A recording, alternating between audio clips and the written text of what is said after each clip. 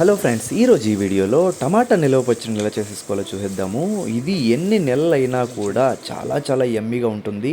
తాలింపు పెట్టేసుకొని మనము ఈ పచ్చడిని వేసేసుకొని వేడి వేడి అన్నంలోకి కొద్దిగా నెయ్యి కలుపుకొని తిన్నామంటే ఎప్పటికీ మర్చిపోలేని అనుభూతి వస్తుందన్నమాట. ఈ పచ్చడి ఉంటే ఎంతైనా అన్నాన్ని లాగించేయచ్చు.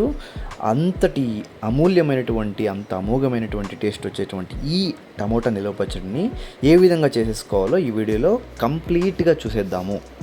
దీనికి కావాల్సిన మెయిన్ ఇంగ్రీడియంట్స్ వచ్చేసి ఇక్కడ నేను 3 కేజీల టమోటాలని మరియు 1 కేజీ చింతపండుని తీసుకున్నాను. దీంట్లో మెయిన్ ఇంగ్రీడియంట్స్ వచ్చేసి ఈ రెండే అనమాట. ఈ టమోటాలని చిన్న చిన్న ముక్కలుగా కోసేసుకోండి, ఈ వీడియోలో చూపించినట్లుగా. ఈ ముక్కలు అనేటువంటివి ఎనీవే మనం మిక్సీ పడతాం, బట్ అయితే కూడాను చిన్న చిన్న ముక్కలుగా కోసి పెట్టుకున్నామంటే మనకి చిన్న చిన్న ముక్కలుగా కోయడం వల్ల మనకు మీరు బాండ్లీలో చూసారు కదా, ఆ పెద్ద బౌల్లో మేము వేసుకున్న దాంట్లో టమోటాలో నుంచి నీరు బాగా ఊరిపోతుంది అనమాట. ఆ నీళ్ళల్లోకే మనం 1 కేజీ చింతపండు దాంట్లో వేసి నానబెట్టామంటే చింతపండుకి మరియు ఆ టమోటా ముక్కలు అనేది కంప్లీట్గా దాంట్లో మెర్జ్ అయిపోతుంది అనమాట. మనం మిక్సీ పట్టేదానికంటే కూడా బాగా కలుస్తుంది. సో దీంట్లోకి నేను ఇంకా 2 సోళ్ళ ఉప్పు, కల్లుప్పు అంటాం కదా, 2 సోళ్ళ కల్లుప్పు లేదంటే 400 గ్రాముల కల్లుప్పుని దీంట్లోకి వేసేసుకోవాలన్నమాట. దాంతోపాటుగా చాలా ఇంపార్టెంట్ అయినటువంటి కారప్పొడి అనమాట. ఇక్కడ నేను సేమ్ 2 సోళ్ళ కారప్పొడి లేదంటే సేమ్ అదే విధంగానే ఉప్పు 400 గ్రాములు తీసుకున్నాం కదా, సేమ్ 400 గ్రాముల కారప్పొడిని దీంట్లోకి ఈ విధంగా ఉప్పు వేసేసిన తర్వాత పై పొరగా మనం అన్నీ వేసేసుకున్నాం అనమాట. సో ఇంగ్రీడియంట్స్ ఇంకొకసారి చెప్తాను. 3 కేజీల టమోటాలకి 1 కేజీ చింతపండు, 400 గ్రాముల ఉప్పు, 400 గ్రాముల కారప్పొడి అనమాట. సో ఇంతే ఇంగ్రీడియంట్స్, చాలా ఇంపార్టెంట్ అండ్ చాలా ముఖ్యమైన ఇంగ్రీడియంట్స్ అనమాట. ఈ విధంగా వేసేసిన తర్వాత మొత్తం అన్నిటినీ ఆ చింతపండు, ఉప్పు, కారం మరియు టమోటా ముక్కలన్నిటినీ కూడా నెమ్మదిగా ఆ పెద్ద బౌల్లోనే నెమ్మదిగా ఈ విధంగా కిందకి పైకి మీరు కలుపుకుంటూ ఉండాలన్నమాట.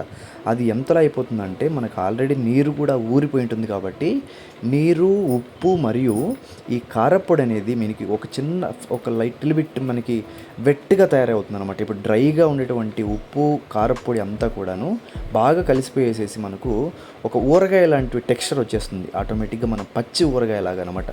ఊరగాయ ఊరకోకపోయినా కూడా కొంచెం మనకి ఇక్కడ నీళ్ళగా ఉంటుండడం వల్ల పచ్చి ఊరగాయలటువంటి టెక్స్చర్ మనకు కనబడుతోంది కదా. సో నార్మల్గా మనము ఈ ఆవకాయ పెట్టినప్పుడు పచ్చి తినేస్తాం కదా, ఇది అలా కాదు, అలా తినడానికి కుదరదు.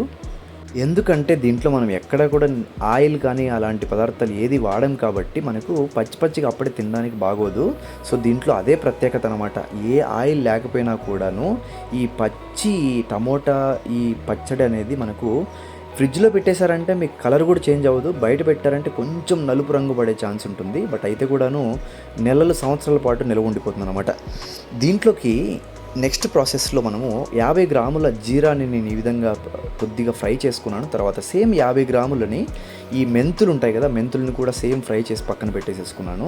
తర్వాత ఇక్కడ నేను చాలా ఇంపార్టెంట్ థింగ్ అయినటువంటి చిన్నుల్లిపాయలు లేదంటే వెల్లుల్లి రెబ్బల్ని ఈ విధంగా మిక్సీ జార్లో వేసేసుకొని జీలకర్ర మరియు తగినంత పసుపు వేసేసుకునేసేసి దాంతోపాటుగా మెంతి పౌడర్ను కూడా దీంట్లోకి వేసేసుకోవాలి. మెంతుల్ని సపరేట్గా మనం మిక్సీ జార్లో పట్టుకున్న తర్వాత దీంట్లోకి వేసుకోవాలన్నమాట.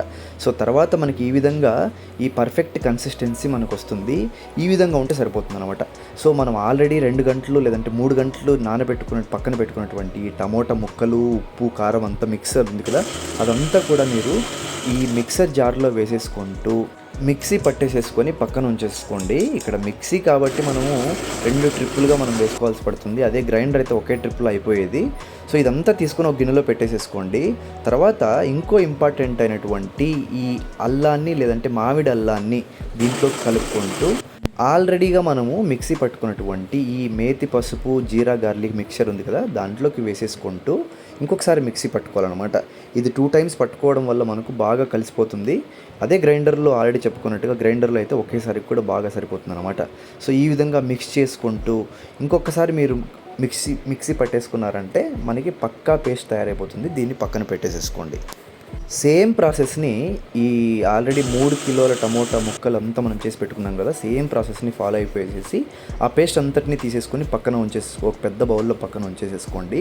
ఈ పచ్చడి మనకు రెసిపీ అయిపోయింది. ఇప్పుడు మనం తినడానికి ఇన్స్టాంట్గా కావాలనుకుంటే మనం తాలింపు వేసేసుకోవడమే. ఇప్పుడు తాలింపు కోసం నేను ఇక్కడ 3 టేబుల్ స్పూన్ల ఆయిల్ని ఒక ప్యాన్ తీసేసుకొని వేసుకున్నాను. దాంట్లోకి 1 టేబుల్ స్పూన్ ఆవాలు, 2 టేబుల్ స్పూన్ల జీరా మరియు 1 టేబుల్ స్పూన్ చనాదాల్ అంటే శనగపప్పు ఇవన్నీ వేసేసుకొని తర్వాత ఈ వెల్లుల్లి ముక్కలను కూడా రెబ్బల్ని కూడా దాంట్లోకి వేసేసుకొని స్లోగా మిక్స్ చేసుకుంటూ ఉండాలి. తర్వాత 3 నుంచి 4 ఈ ఎండుమిర్చి కూడా వించుకొని వేసేసుకున్నారంటే దాంట్లోకి సరిపోతుంది అనమాట. మంచి నాటి కరివేపాకుని దీంట్లోకి యాడ్ చేసుకున్నారంటే అడిషనల్గా ఫ్లేవర్ మనకి యాడ్ అయిపోతుంది. చాలా చాలా యమ్మీగా ఉంటుంది. ఆల్రెడీ చెప్పుకున్నట్లుగా మనకి ఎంత కావాలో అంత ఈ పచ్చడిని మాత్రమే పోపు వేసేసుకొని లేదంటే తాలింపు వేసేసుకొని ఇన్స్టంట్గా తినేసేయచ్చు. మిగిలిన పచ్చడిని మనము ఎన్ని నెలలైనా సంవత్సరాల తరబడి కూడా మనం స్టోరేజ్ చేసి పెట్టేసేసుకోవచ్చు. సో మనము ఎంతైతే కావాలనుకున్నామో తాలింపుకి అంతే పచ్చడిని దీంట్లోకి వేసేసుకొనేసేసి నేను ఇక్కడ తాలింపు పెట్టేసేసుకొని ఇన్స్టంట్గా తినడానికి స్టోర్ చేసి పెట్టుకుంటున్నాను. ఇది కూడా మనం తాలింపు వేసిన తర్వాత కూడా మనకు దగ్గర కొన్ని వారాల పాటు నిలువ ఉంటుందన్నమాట. మిగతా పచ్చళ్ళలాగా ఇక్కడ ఈ టమోటా నిలవ పచ్చడిని మనము రోజుల తరబడి ఏం చేయలేదు, 2-3 గంటల లోపల కంప్లీట్ పచ్చడి అంతా అయిపోతుంది. సంవత్సరాల తరబడి నిలవ ఉండేటువంటి ఈ పచ్చడి ఎలా వచ్చిందో కామెంట్ సెక్షన్లో కామెంట్ చేయండి. ఈ వీడియో కనుక మీకు నచ్చినట్లయితే లైక్, షేర్ అండ్ సబ్స్క్రైబ్ చేసుకోవడం మాత్రం మర్చిపోద్దు. Thanks for watching and thank you all.